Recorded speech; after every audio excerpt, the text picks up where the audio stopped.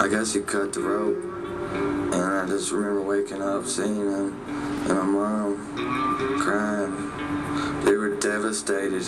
Well, they're seeing their baby boy just hanging from a tree, lifeless, with his tongue hanging out of his mouth.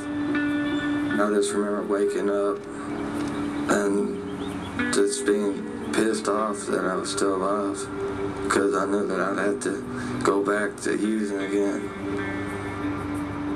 Brought to you by the Georgia Meth Project. Today, Georgia is taking a stand. We are taking a stand against one of the most devastating drugs, I think, in this country. Methamphetamine, commonly referred to as meth. You know, we're taking a stand because this drug is wreaking a severe toll, I believe, on the future generation of this state. It has the potential to destroy not only teens in this state, but young adults as well. The objective of this program is that it's a research-based prevention campaign, and the objective is to educate teens early and often about the risks of meth use. So when they're presented with the opportunity to try this highly addictive, destructive drug, that they make an informed decision to reject meth.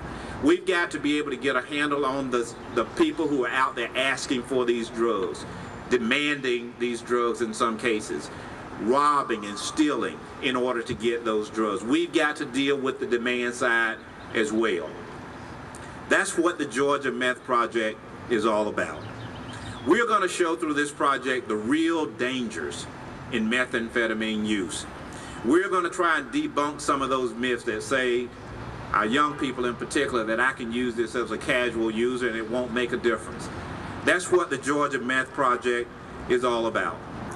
Through this public education campaign, which is aimed at preventing first-time use, it's crucial because the lack of information puts many teens at risk of experimentation.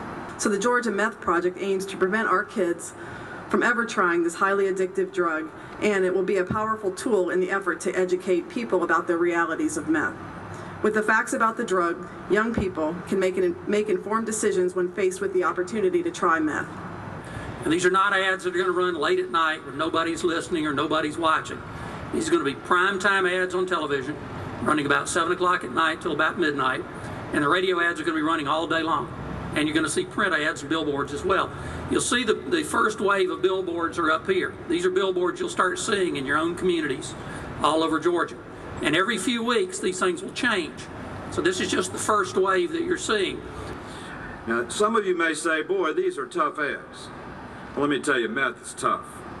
3 years ago in the United States Capitol, then Majority Leader Bill Frist brought the founder of the Montana Meth Project, which I think was the first meth project in the country like this, to Washington, D.C. to show us the ads he had just paid to have produced in California.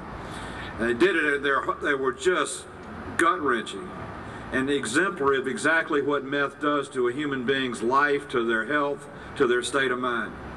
I'm pleased to tell you that since that day 3 years ago, methamphetamine addiction in Montana has been reduced by 63%. The Meth Project in Montana is working. In Arizona, the Meth Project has now reduced addiction by better than 50%. It works and it pays off.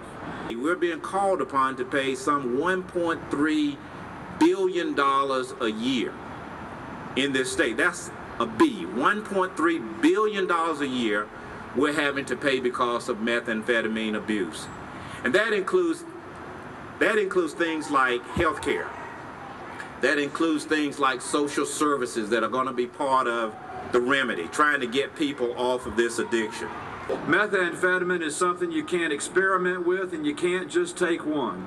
And it is unforgiving, and it is relentless, and it will destroy your health, both mental and physical, and the lives of your parents, your loved ones, your spouse, and your children. There is not a better program today in Georgia for the scourge that affects us most than the Georgia Meth Project. I'm here to say that thousands of Georgians today, including me, are living in recovery from meth and other addiction, and need the encouragement and support of others in recovery, from families and from communities, from people like you, to help make Georgia a strong, healthy, and vibrant place to live. We can't afford to sit on the sidelines for this one. We cannot afford to sit back and let this problem continue to devastate the next generation of kids in Georgia.